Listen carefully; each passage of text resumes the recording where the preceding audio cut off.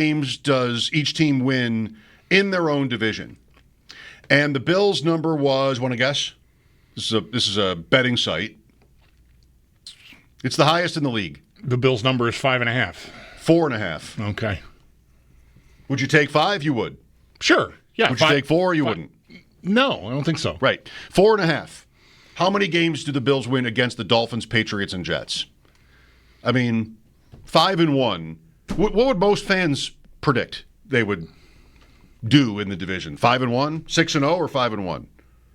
4-2 seems bad. I think 5-1 would be most reasonable fans' guess, just because it's football and it's division games, and you're going to lose one of those games on the road to somebody.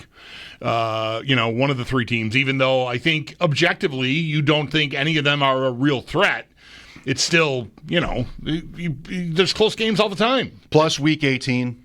Right. Like last year. Right. That was a division loss because Allen sat. Mm-hmm. Right? I mean, they win handily if he plays. Yep. I should have taken that into account before I rushed the 5.5 answer. So 4.5.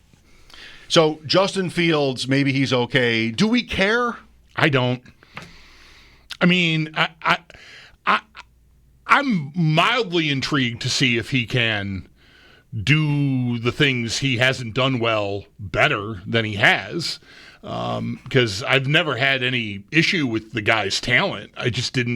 I haven't believed that he can do the job the way it needs to be done. I don't think he processes fast enough, and that is the real problem with that position.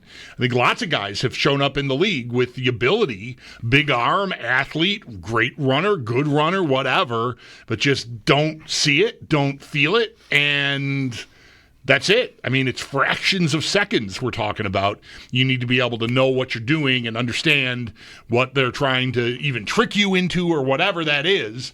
But if you can't diagnose just split second, you're in real trouble. And there's always a chance that with more reps, the light will turn on, or that with a different coach, a different offense, maybe they can create more easy throws for him where it's obvious he should know where to go based on how things are lining up, and maybe he can improve. But it's been what are we talking about? 3 years in Chicago, 1 year in Pittsburgh, right?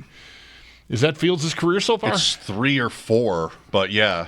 It might be 4, but otherwise I think you're right. It's a good amount of football to think that suddenly the light's going to go on. But, the light can go on later.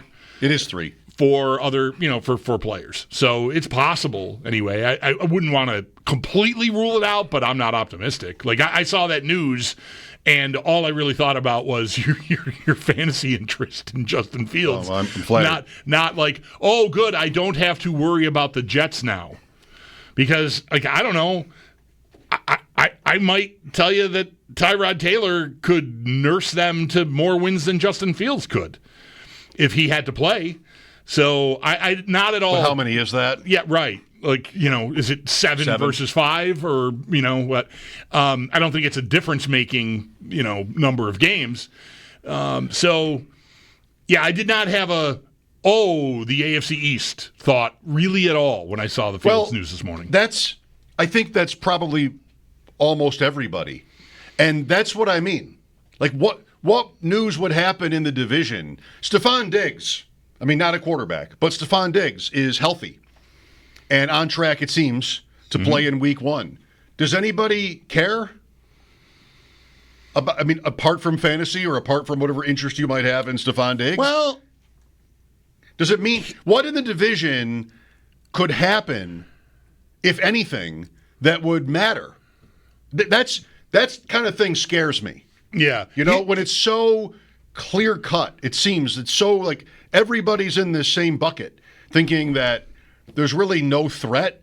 I don't need to be talked into one, right. But it's just an uneasy feeling when in a league that's known for, even though it's really not that true, it's parity.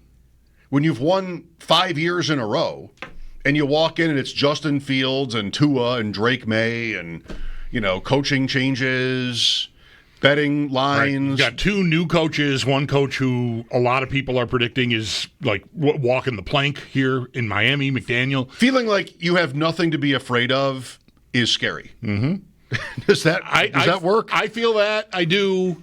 And I think it is a lot to just assume you're going to have like that smooth a ride.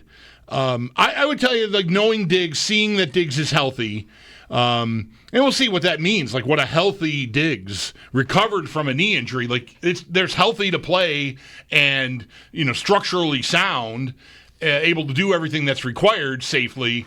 But is he, what level of Stephon Diggs is he? Right? I mean, he's now 2 years older than he was when he left here, and we thought he was already in decline then, I think, right? So what does it really mean? Him being ready, though, the New England being the team. See, I'm very dismissive of the Jets, and somewhat the same with Miami this year. I don't think they're the same teams, really. I mean, Miami's more of a threat than the Jets, but I'm not worried about them.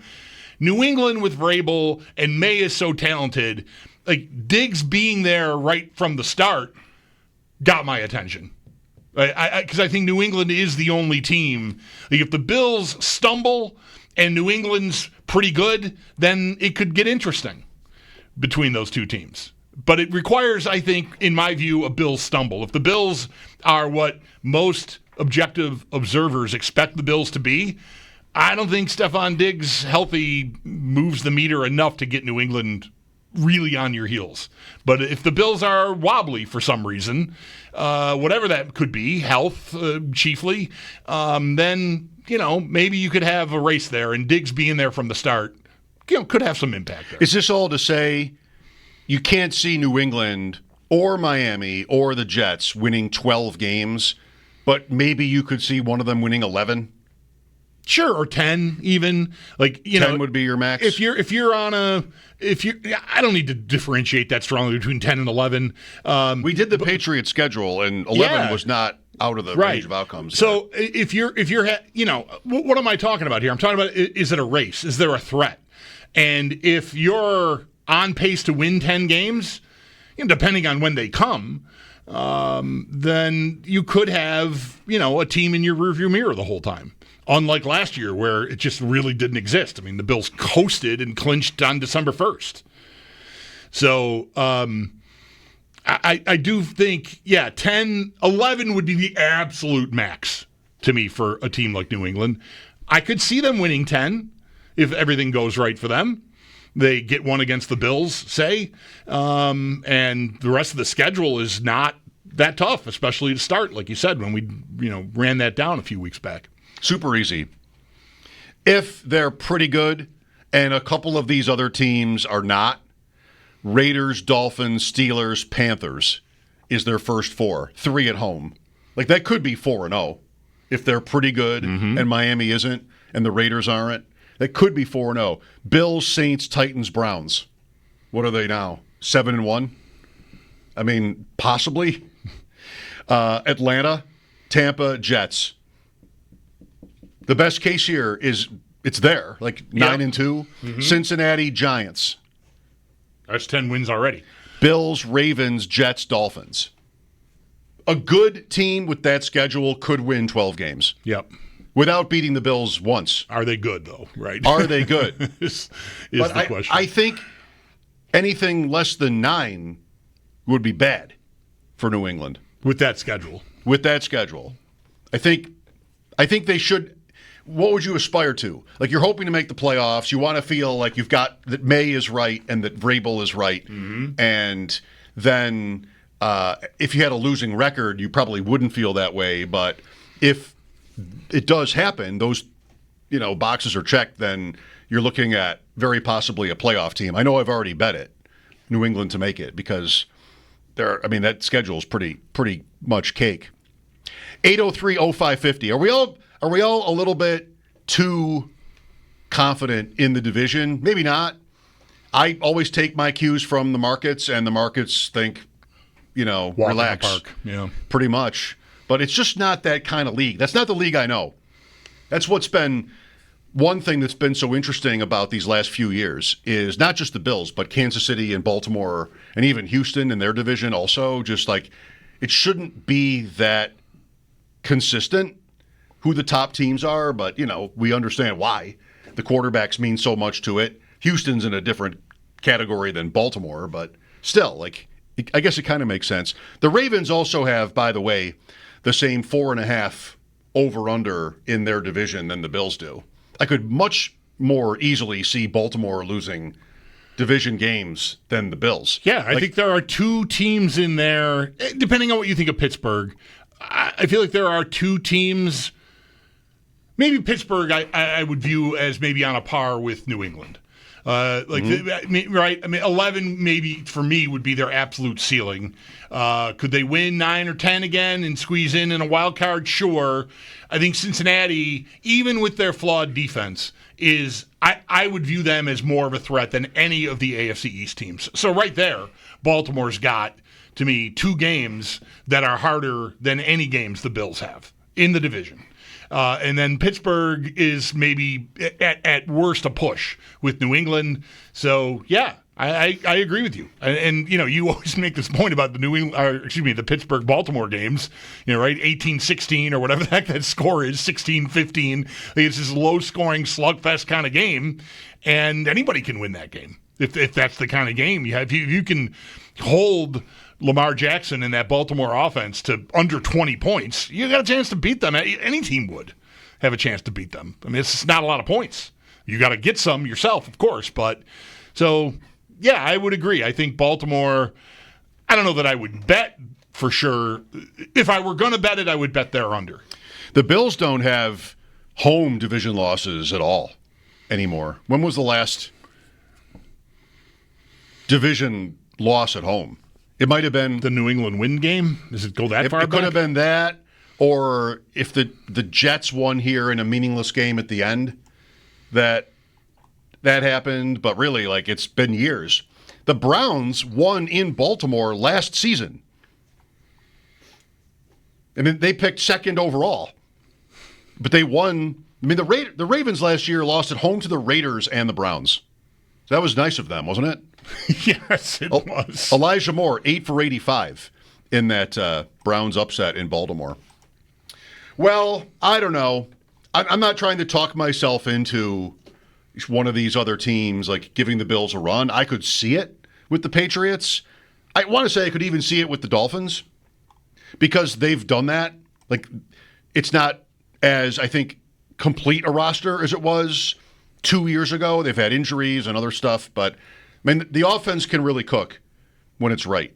So in that kind of a season, Miami could be a little bit dangerous, but it's kind of hard to construct that. That the Bills are going to have to really work for the division title. And just none of this is anything they would ever say because it's when you get cocky.